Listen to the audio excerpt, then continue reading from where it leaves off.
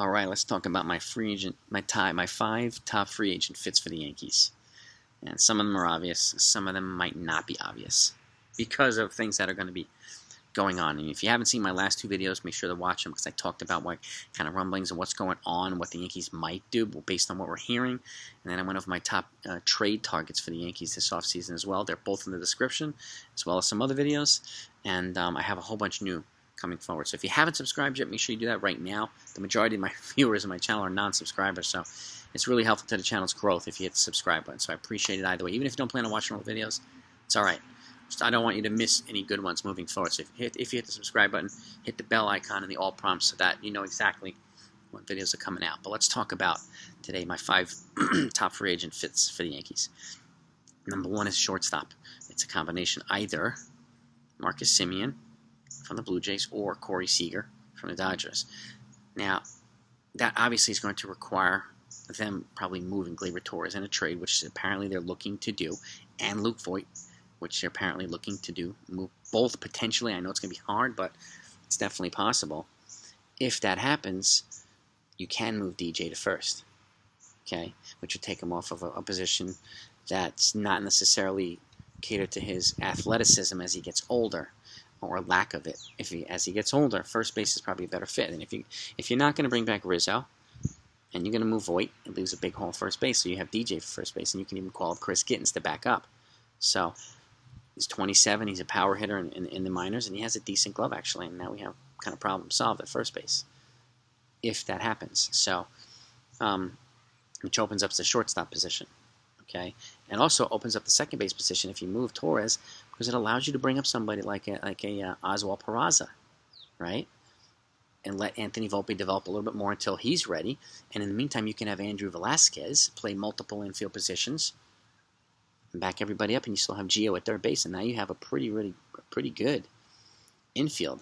My gut tells me they might move on from Rougned Odor. I mean, I don't know, but I don't see why unless it's a clear upgrade. But in this situation, obviously bringing in the Semien, I would bring him, you could probably get him on a 4 or 5 year deal. Seager, let's just be real, he's going to cost probably 8, 9 years at a big money. He's a lefty, which helps balance the Yankees lineup out. Semien's a righty, but either one of them would be a good fit. But Semien's power numbers, and again, you can move Semien to second base if you feel you want Oswald Peraza at shortstop until Volpe's ready too. Like, this gives the Yankees options. Semien gives the Yankees more options than Seager does. But Seager, again, is young. He's 28. He's a clutch hitter in the playoffs. He's a lefty, so checks a lot of boxes for the Yankees. And you're putting either one of these guys, you're putting an elite shortstop at shortstop. So, which leaves Gio at his more natural position at third. We have second base cover now, and DJ's at first. You have some improved defense in the infield. So that's number 1 to me. Option 1A and 1B. Number 2, starting pitcher. Either Robbie Ray or Carlos Rodon. Both of them are obvious. Okay, Robbie Ray's likely, well, he's definitely in the running for the Cy Young. He probably has a little bit of an edge right now in terms of the favorite ahead of Garrett Cole based on Cole's last game that he pitched. So, but bringing in either one of these guys, they've both gotten their control issues under control. Obviously, their command issues, and they're both power arms from the left-handed side. Throw hard. They have good control. They're not walk machines. So, and again, either one would be a logical a 1B or a number 2 right behind Garrett Cole in this rotation. The Yankees need another frontline starter, no matter what. And again, people think I'm nuts, but I keep Severino in the bullpen. I do not bring him back to the rotation. I'm not risking him getting hurt again. So, if you bring in a Ray or Rodon, and then you put Severino bullpen, you just improved by a mile for pitching. A mile. And then you have Michael King. You have some of these other long relief guys. And Johnny Lozano will be back. And, oh, man. And if you sign a starter and then you bring one via trade, huge leaps and bounds for the Yankees. So either one of those guys is an obvious fit in free agency. Number 3, Raisel Iglesias. Starting relief pitcher from the Los Angeles Angels. He's the reliever I would bring in probably in free agency. Him or Michael Lorenzen.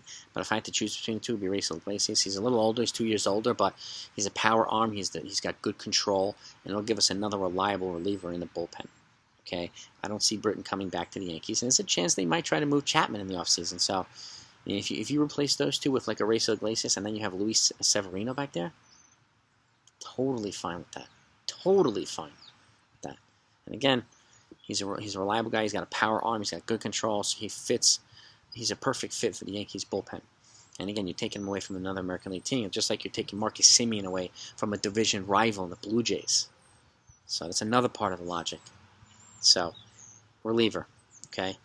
This one's not an obvious fit for a lot of probably anybody, but to me, number 4, Michael Taylor, center fielder from the Kansas City Royals. I know Cashman's big on Hicks, okay? And he's a Hicks guy and whatnot, but there's a good chance Hicks might not be healthy or productive, and and if he does establish health and is productive, his contract makes him pretty tradable too. So if they do happen to move on from Hicks, or Hicks can play multiple positions, Michael Taylor's a perfect fit. He's a better defensive center field. He covers a lot of ground, and he's got a kind of a consistent, just contact hitting bat like Cameron Maybin. He's just an upgraded version and a younger version of Cameron Maybin. But who was good for the Yankees, by the way.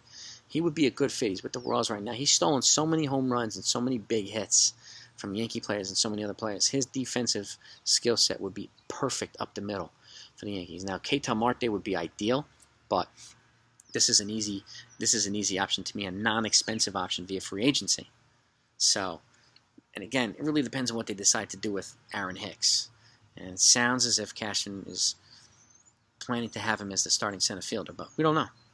We don't know. I'm just keep in mind, too, in the following year, Gallo's up and Judge is up for free agency. So, Gallo's going to get a qualifying offer, at least. And who knows what, I personally, if I were a GM, I'd be making Judge my best offer this offseason. Okay, this is the best we can do. And my gut tells me he's going to get an 8 or 9 year deal from somebody, somewhere. Let somebody else do that. If he doesn't take your offer, you trade him for a boatload of prospects, and then you have Aaron Hicks, then you have Michael Taylor, you have Gallo, you have Stanton, and then you can play Estevan Florial, you can play other guys, Greg Allen. You have a lot of options, and I know Aaron Judge is the franchise, and I've talked about it. I've got a lot of hate just for considering moving him, but what are you going to do? Let him walk? Are you going to pay him $275 million and have him blumbering around when he's 36, 37, 38? So, it's a tough decision, I know, but there's 3 options. You pay him a boatload, and then you still have him when he's 40, right? You let him walk and get a pick and with a compensatory pick after giving him a qualifying offer, which he's going to reject, or you trade him and get a boatload back for him. So those are the 3 options. To me, again, you make him your best offer. If they turn it down, you trade him. That's it. Don't negotiate against yourselves. The Yankees have done it too many times, and have overpaid people like Jacoby Ellsbury. Negotiating against themselves just because another team made a move. Like, come on. We don't want to make this mistake again. But Michael Taylor. And number 5, to me, Eduardo Escobar. He was with the Diamondbacks. He was traded to the Brewers. He plays multiple positions. He's a switch hitter. He's a good contact bat. And again, he could be the multi-position guy. If the Yankees don't make a trade for a first baseman and have DJ play multiple positions, they can move DJ to first and have Eduardo Escobar play multiple positions and back a lot of guys up. Okay, he is a better contact hitter than Odor's. And again, he plays all the infield spots for the most part. And so it gives the Yankees flexibility. He's a switch hitter, and again, a good contact bat, and he's shown to have a clutch bat as well. So it gives the Yankees versatility, and it's not going to cost $25 million a year. So some outside-the-box names, but I think they're valuable pieces for the Yankees to consider this offseason. Okay, let me know what you think, and not everybody needs to be a superstar, okay? But again, free agency, we got a starter pitcher here, we got a reliever, we have a shortstop, or an infield, elite infielder. We have an elite defensive outfielder who's not going to cost a lot of money, and Eduardo Escobar. So, again, who's a really, really top-notch defensive player in the infield, and he plays multiple positions. So you get a lot of versatility here, and you're not breaking the bank for anybody except for that. Well, the starting pitcher and the shortstop. Those are your 2 big investments this offseason, so your big expenditures. So who's on your free agent list? Let me know what you think of this list. I wouldn't sleep on Michael Taylor because the Yankees they can be in a predicament next offseason with the outfielders. So having a guy like that would come in handy. And again, he's not going to block guys like Florial. He's not going to block the Martian. He's not going to block Greg Allen. So, and that's the key, which is the reason why he's a good option in my opinion. He's a reliable player.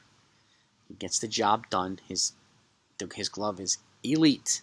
You're talking like Lorenzo Cain type defense. If you see Lorenzo Cain, he's a Torrey Hunter elite defense in center field. So I wouldn't sleep on him. And again, he's made the Yankees pay quite a few times with clutch hits or clutch catches. So I'd take him away and just bring him over to the stable. So what's your list, guys and gals? Let's get to it.